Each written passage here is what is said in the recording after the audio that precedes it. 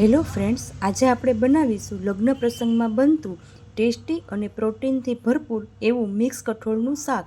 તેના માટે મેં રાત્રે મગ, ચોળી, ચણા, વટાણા અને મઠ એ પલાળીને રાખી દીધા હતા. હવે બધા કઠોળ અને એક બટેટું કુકરમાં સ્વાદ અનુસાર નમક નાખી 5 થી 6 વિસલ વગાડી લેશું.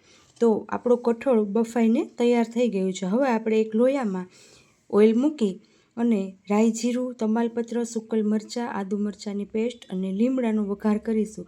તેમાં ટમેટાની પ્યુરી ઉમેરીશું. તેમાં બધા મસાલા કરી લેશું.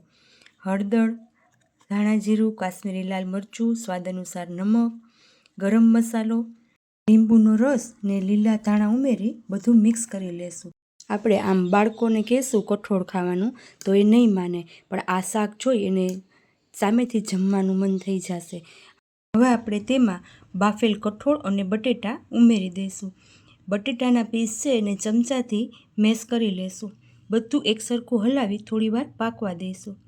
હવે આપણે લીલા ધાણાથી ગાર્નિશ કરી લેશું. તો તૈયાર છે આપણું મિક્સ કઠોળનું શાક.